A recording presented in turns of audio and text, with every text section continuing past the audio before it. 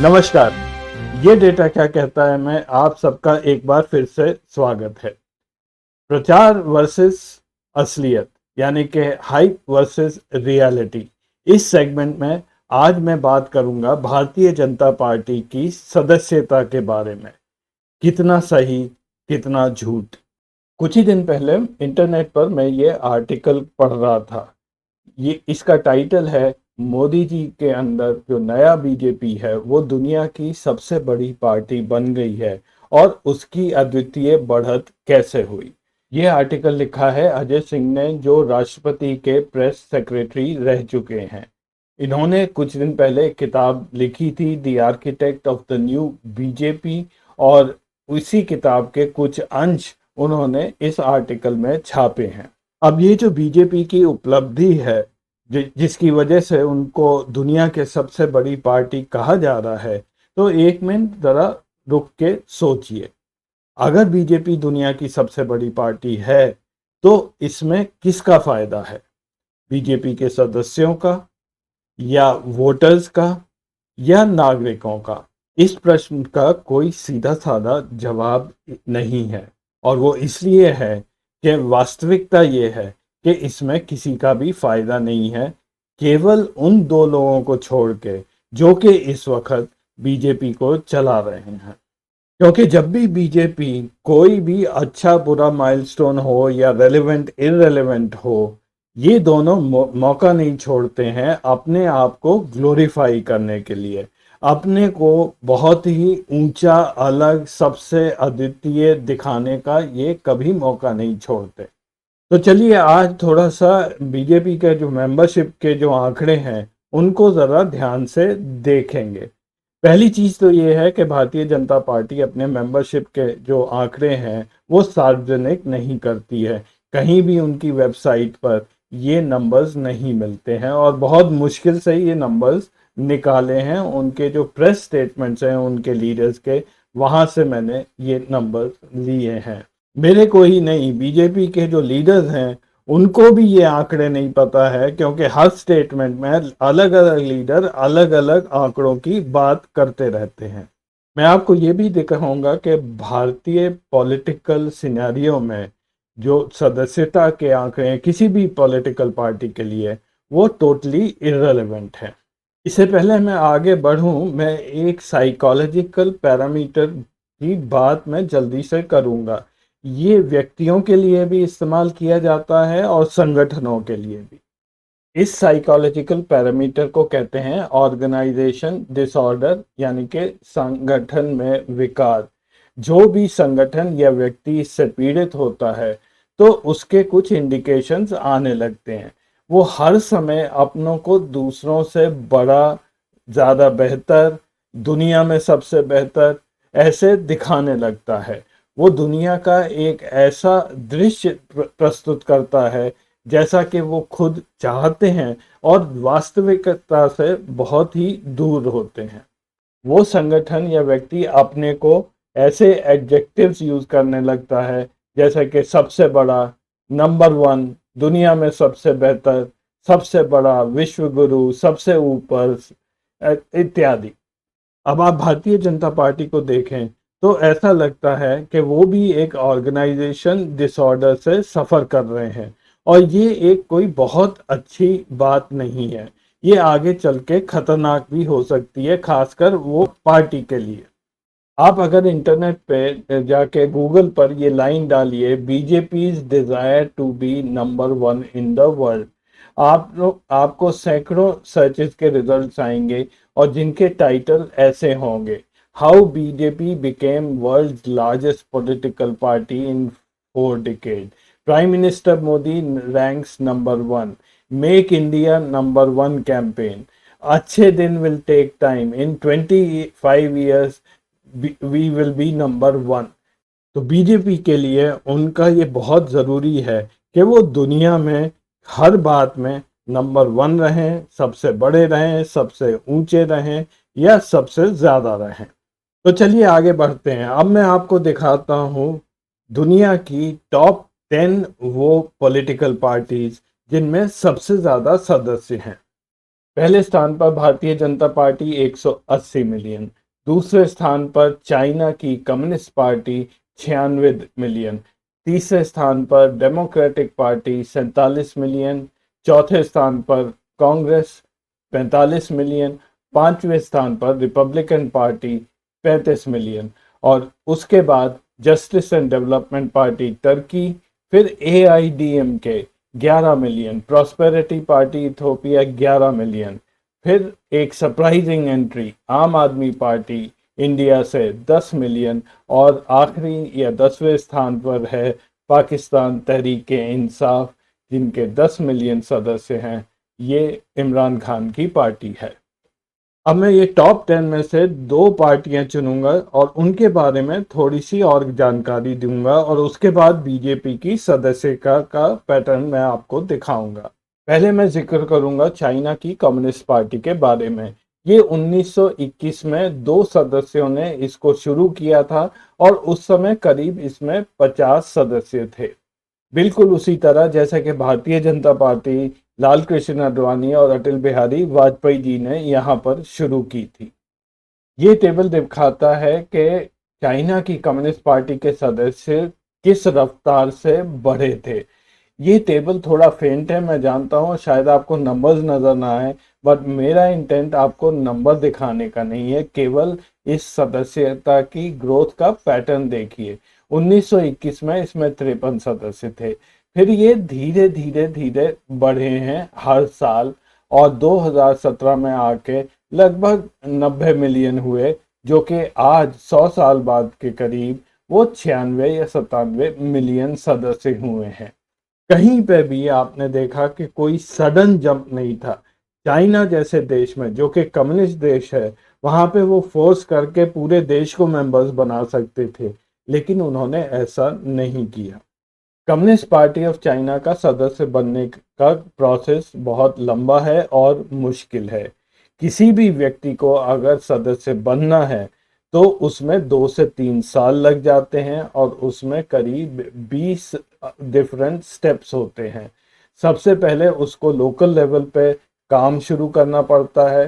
Communist party का एक senior आदमी उस व्यक्ति के साथ जुड़ जाता है, उसका मेंटर बनता है और धीरे धीरे उसको समझाते हैं। फिर उस व्यक्ति को यूनिवर्सिटी भी जाना पड़ता है जहाँ कम्युनिस्ट पार्टी के फिलॉसफी के बारे में ट्रेनिंग होती है और उसके बाद ही उसको सदस्यता दी जाती है।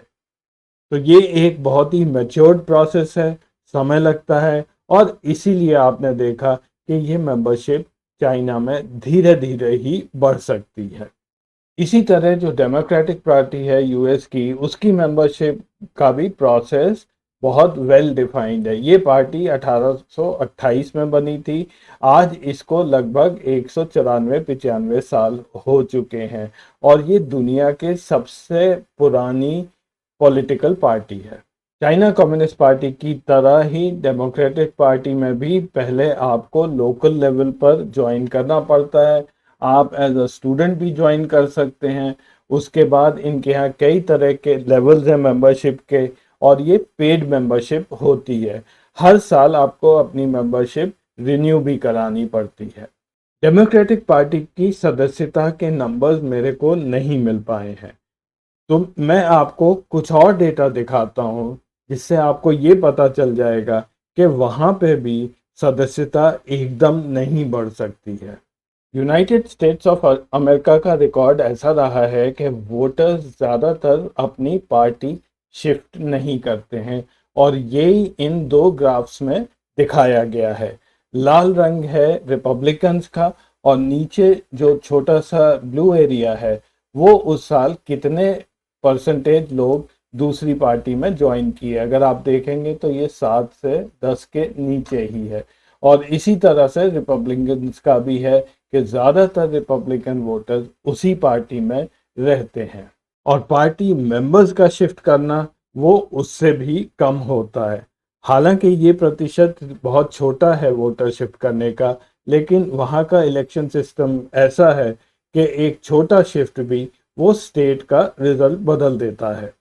तो ना वोटर्स बदलते हैं ना ही मेंबर्स बदलते हैं, तो वहाँ मेंबरशिप कैसे बढ़ेगी? वो तभी बढ़ेगी जब यूएस की पॉपुलेशन बढ़ेगी।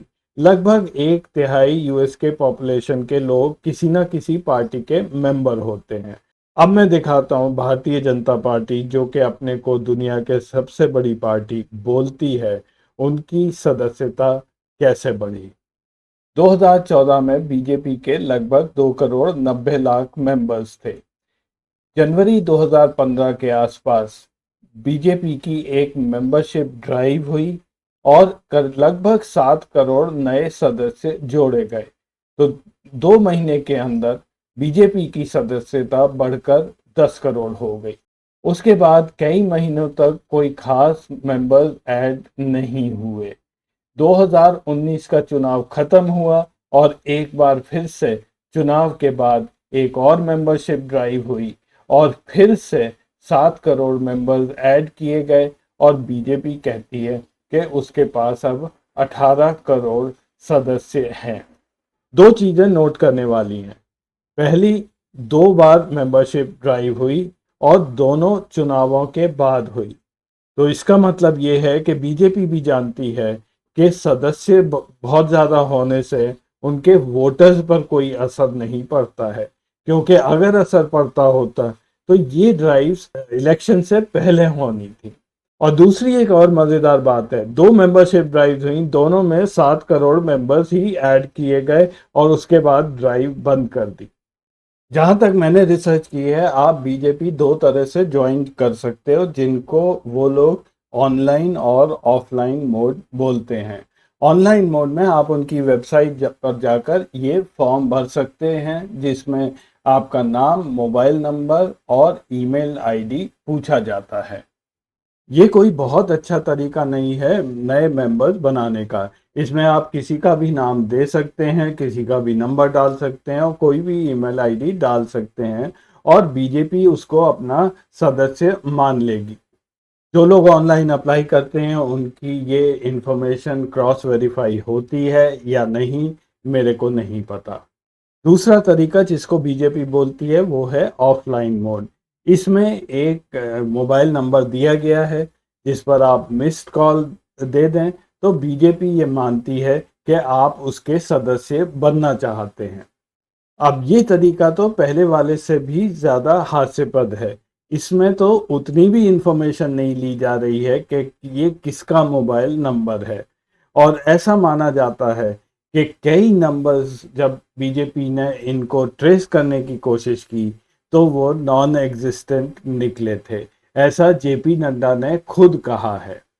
लेकिन क्योंकि ये स्कीम अमित शाह की प्रेसिडेंसी में ये चलाई गई थी, तो मोदी जी तो इसको प्रमोट करेंगे ही। नवंबर 2014 में उन्होंने इस स्कीम का उद्घाटन किया और इस ट्वीट के द्वारा लोगों को कहा कि आप इस तरह मेंबर बनिए। इस फोटो में ये नहीं पता चल रहा कि मोदी जी दोबारा से मेंबरशिप ट्राई कर रहे हैं या वो अपनी मेंबरशिप चेक कर रहे हैं। जिस तरीके से भारतीय जनता पार्टी अपने सदस्य बना रही थी, उसकी काफ़ी आलोचना हुई। कुछ कांग्रेस नेताओं को तो ये मैसेज तक आ गया कि बीजेपी ज्वाइन करने के लिए धन्यवाद।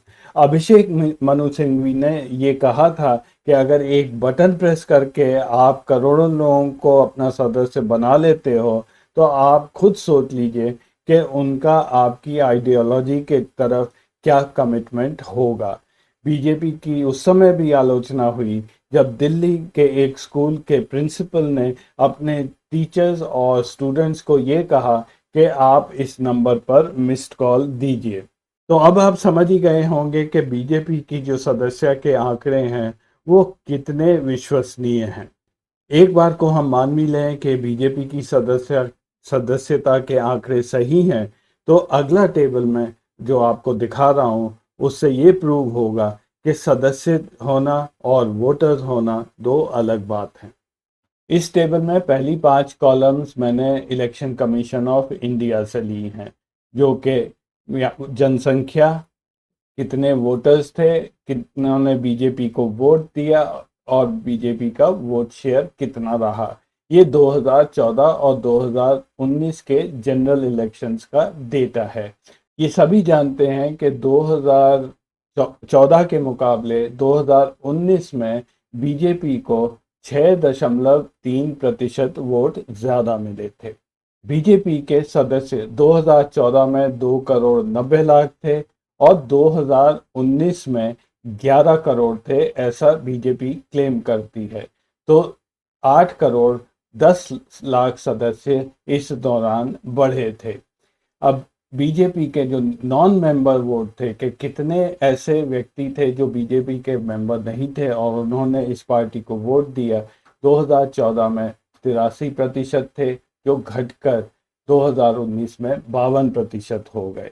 तो करीब करीब 31% ऐसे लोग थे जो के मेंबर्स बनाए गए जो ऑलरेडी बीजेपी को वोट देते थे।